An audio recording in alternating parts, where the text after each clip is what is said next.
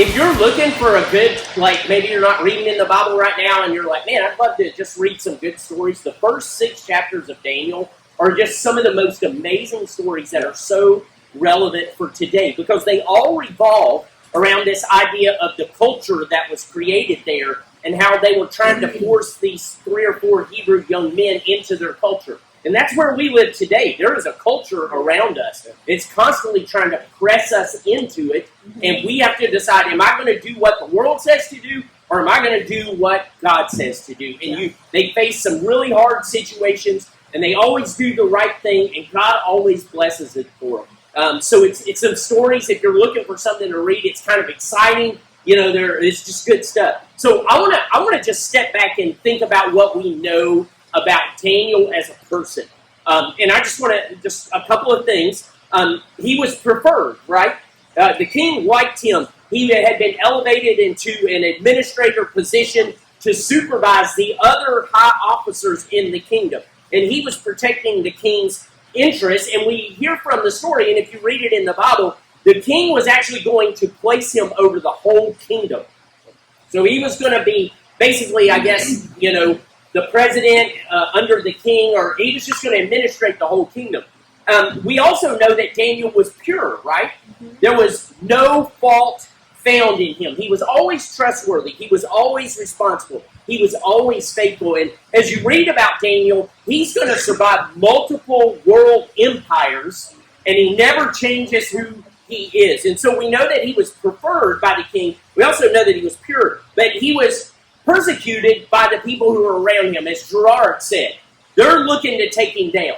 The king likes him best. We don't like that. We don't like how he does things. And so they're like, he won't fit in. He won't do what we want him to do. So we're going to make up this way to take him down. And so they get this king to pass a decree that no one can pray to any other god or the king for 30 days. And if you violate that, you would be thrown into a den of lions. And Darius, listening to it, I'm not really sure if it was his ego. I'm not sure how they convinced him. But for some reason, Darius signed off on it. And the law of the Medes and Persians was that once something was signed into law, even by the king, it could not, absolutely would not be changed. So if the king changed his mind, too bad. It was signed into law. And so after he signs it into law, Daniel prays anyway. He's like, I don't care what you think. I'm going to go pray just like I always do. And we know that because of that, he's thrown into the den of lions. You saw this on the story. And God closes the mouth of the lions, right?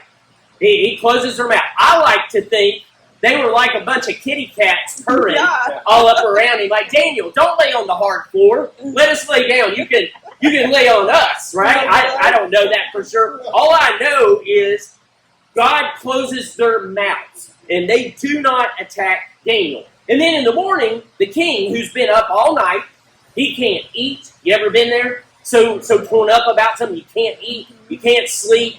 They tried to come in and play music for him. He's like, I don't want any music. I just want to pray.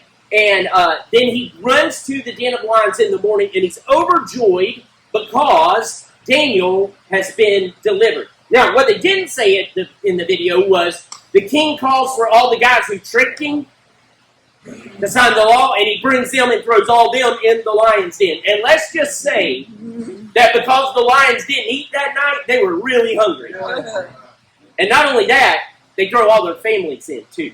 He takes this really, really serious that they had tricked him. So the lions destroyed them. So what we see in this story, right, is the righteous delivered and the wicked destroyed is basically what we see. But I want to look at something different. What can we learn from Daniel's dedication? And what do we learn about Daniel's relationship with God? Because we can just get into this thing and say, if I do the right thing, God will deliver me. But that doesn't mean it's not hard. Right. You think Daniel was afraid when they were lowering him down in there? Yes. A little nervous? I think he had some anxiety. If you suffer from anxiety, I think he has some anxiety. And they lower him down in there. But I want you to see there was another conflict going on. And that was probably inside Daniel. this was one of those lose-lose situations for Daniel, I think. If Daniel is obedient to God, he gets thrown where? Into the lion's den. That's hard. That's a difficult thing. And not only that, he's not thrown in with his friends this time. He's thrown in alone. And so not only is he thrown into the den, he's actually deserted as well, right? And he just has to, be there with himself, no one to calm him down, no one to tell him, hey, it's going to be all right, God's going to take care of us. He's on his own. And so it would make us think, hey, maybe Daniel would just say, I just won't pray for 30 days. Or maybe what we would say, I'll just close the curtains, right, while I'm praying.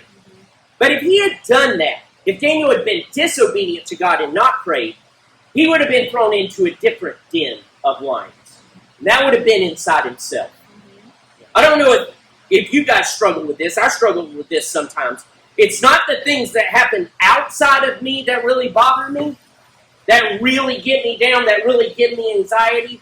A lot of times it's what's going on inside of me. It's guilt.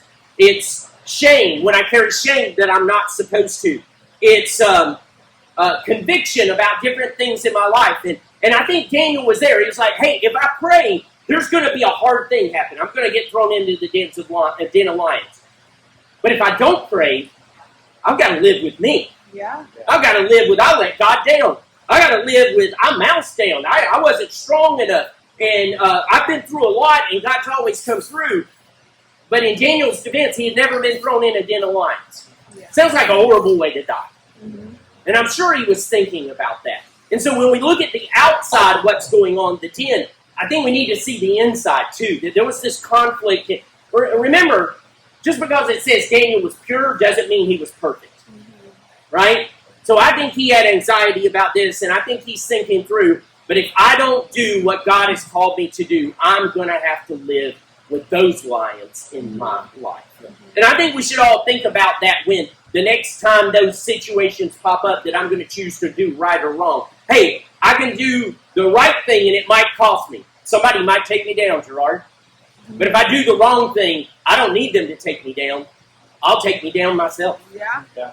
I told somebody here a while back, the biggest enemy that I face, the biggest person that gives me a problem in this world is that guy I look at every morning in the mirror.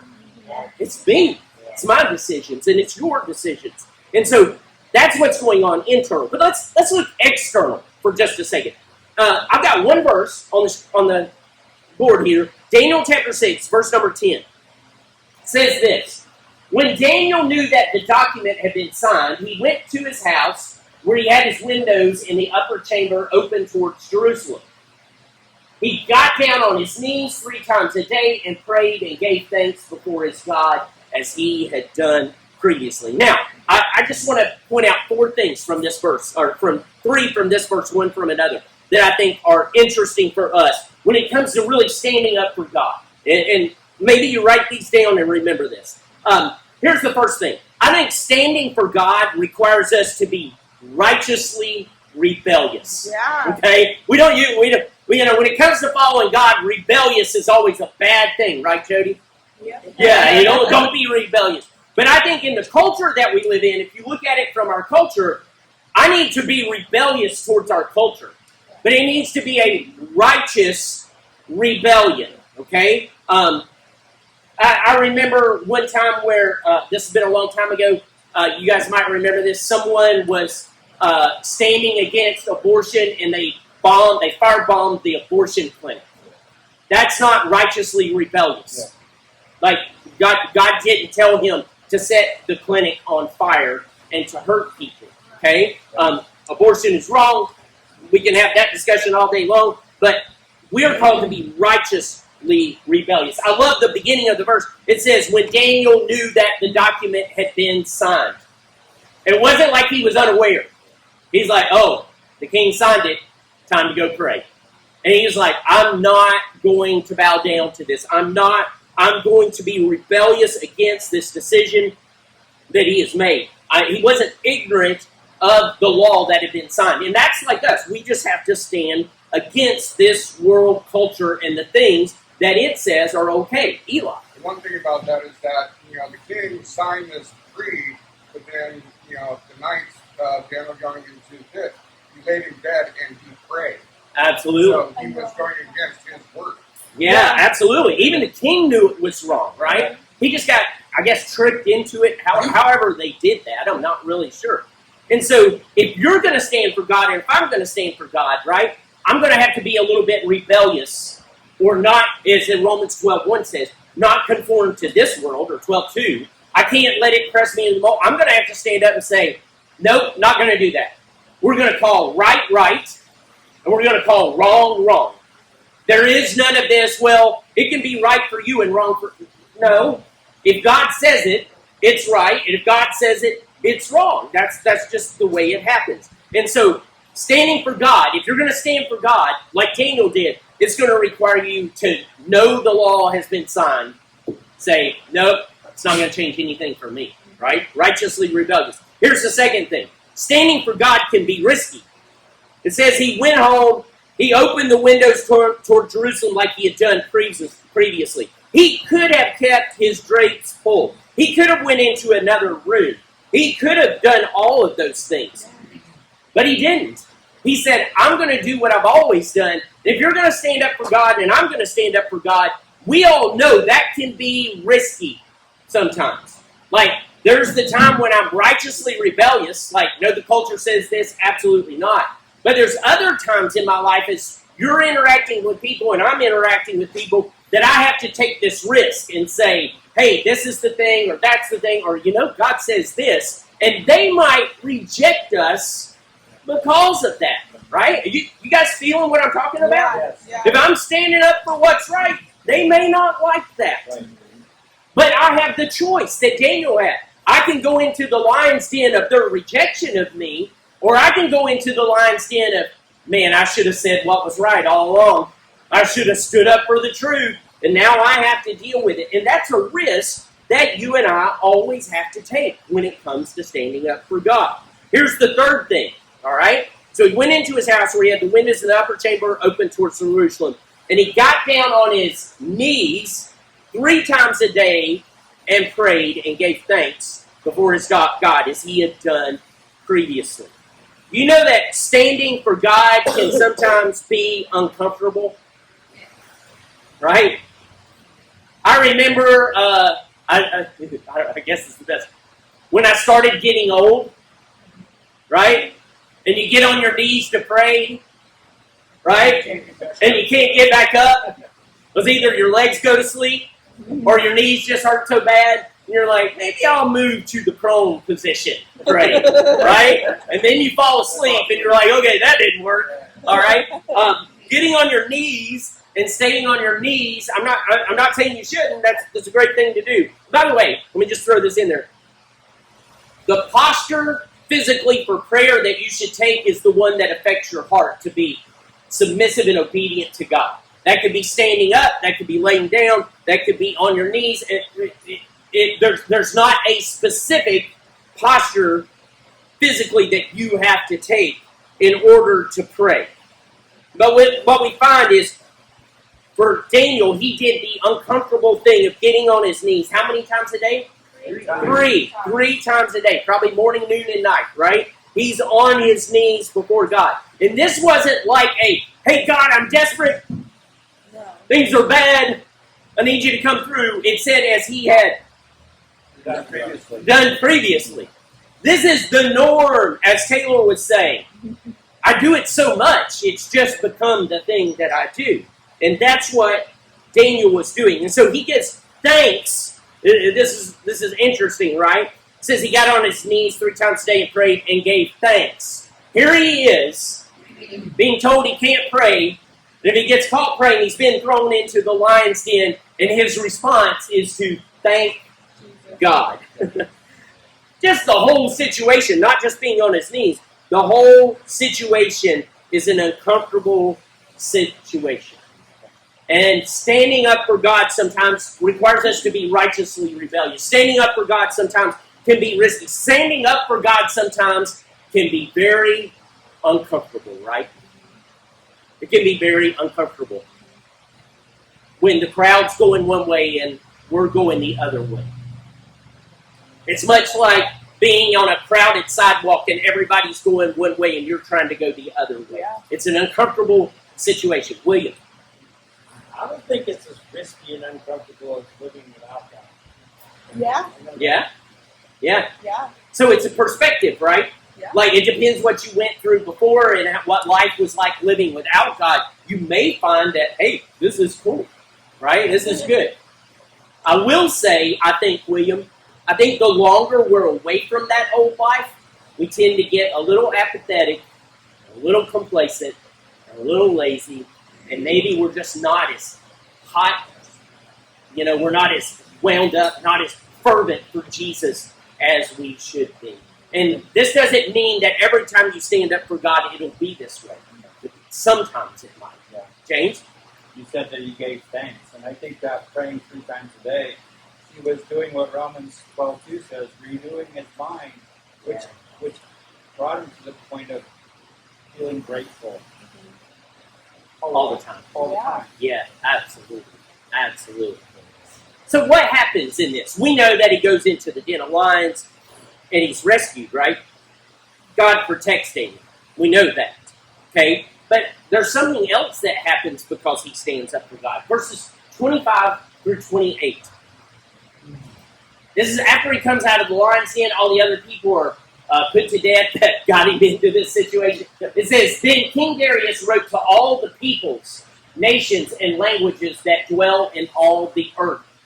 Can I remind you, this is the world empire of this time. He is not just the king of he is the king of the world, that part of the world, all right? And he writes to everyone in his kingdom. He would have sent people out, kind of like the hear ye, with the scroll. They're going to go into the town squares and they're going to read this to everyone. They're going to make sure everyone knows.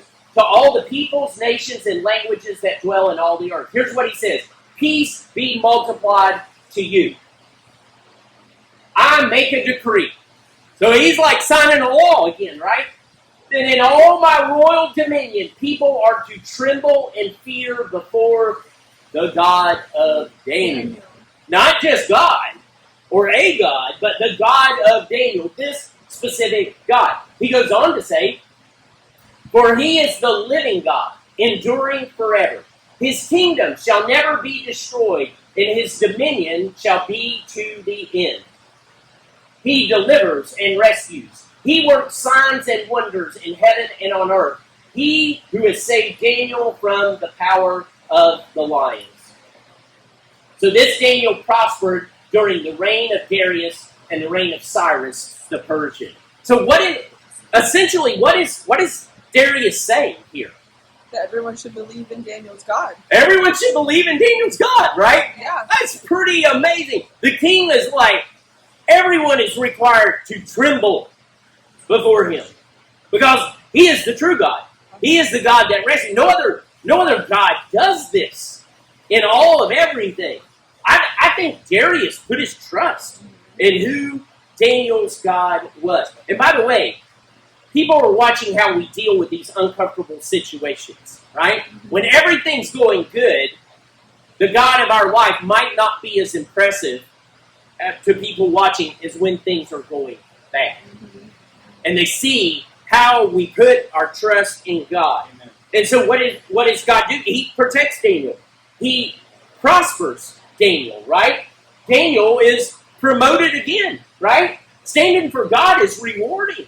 He's made over all the kingdom. But here's the big thing. This is the most important thing, how it's rewarding, is God is praised Yeah. in this. Right. This is Daniel would have told him, it makes no difference.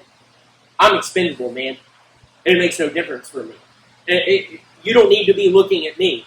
I'm positive Daniel would have said, it wasn't me that shut the lion's mouth, it was God. Right? He would have given credit to God, which is much like our lives. We should always be, making Jesus the hero of our story. Whatever happens in your life, whatever goes good, whatever hardship that you come through, and people are like, you have a lot of determination. No! Jesus is the hero of my story. Man, you've made big changes. No! Jesus is the hero of my story. He is the one who changed me. So I want to just give you a couple of thoughts on how do we stand today, okay? I know a lot of people have a lot of different ways. And I think the four that I'm giving you, that I'm about to give you, are things that we can all do. Because we all have different talents, right? We all have different abilities. Standing for Jesus may not look like sitting on a stool talking to a group of people like it does for me. I mean, it might look way different for you. For example, I'm just not big into going out on the side of the road with a sign and like chanting at people. I just think there's a lot of people I could be helping instead of standing out on the side of the road. Now, that's just me. God may give you that desire to be like in that space to go out and to do that. And that's cool. That's cool. But these four things I think we can all do to stand today and point people to Jesus. The first thing is to be saved. To accept what Jesus did for you. You see, the Bible tells us this whole story is about God creating humans, us deciding to turn our back on God and to do things our own way, and God saying, you got to be perfect if you're going to do it your own way. William was just telling me he finished reading the book of Leviticus. He's like, man, that's a bunch of laws. And I said, aren't you glad we don't have to keep all those today, right? Because we can. As a matter of fact, that's the whole point of all those laws, to make us realize, I don't measure up. And God says, I know you don't measure up, so here's what I'm going to do. I'm going to send Jesus. He measures up. He's going to keep it all perfect. He doesn't have to die, but he's going to die willingly for you. But we have to put our trust in that. And I don't know, that's kind of a righteously rebellious thing to do against our culture that says, you don't need a God, that's a crutch. You just believe in yourself. No. You know, I saw a sign outside of a church in University Place when I was there this past week. And I don't mean to be nitpicky, okay? Please understand this. I'm not trying to pick it apart because I don't know what they meant. But it's a sign outside that people see, so it has no explanation behind it, right? And the sign said, you are enough. I think that is heretical. I don't think that's true. I think it's anti-Bible because here's what the Bible teaches me. I'm not enough. Right. And if I stand in front of God one day and he says, why should I let you into heaven? Well, I saw this sign outside this church that said, you are enough. I was enough. And he's like, no, you weren't. Jesus is enough. Amen. Jesus is the only one who's enough. And we all each need him. And so the first thing I can do is stand. It's just to accept what Jesus did for me. Can be a little bit uncomfortable for some people, right? But I can tell you this, it's rewarding. It's rewarding. Here's the second thing I can do. Be obedient to what God says. He's given in this whole book of instructions of what we're supposed to do and how we're supposed to live. And by the way, it's the best way to live. If I'm going to live that way, it's a little bit righteously rebellious towards this world. Because I'm going to have to say, no, dude, don't do that. No, man, it's wrong for you to steal. Hey, you shouldn't lie. The Bible says you shouldn't lie, right? And so I'm going to have to go against the culture. You're going to have to go against the culture. It'll be a little risky if you live an obedient life to Christ, because some people won't understand that. They're going to put you down. It'll be a little bit uncomfortable. People might call you a Bible thumper. Say, yes, I am. Yes, I am, and you should be too, right? But it's rewarding when I live a life of obedience. It's much like William said. Like when I live a life of obedience, I don't have all that regret that I did have, right? So we can be obedient. Here's the third way you can stand up for Jesus. Is what we call, this is a Bible word, but I'll explain it. Evangelism. Evangelism.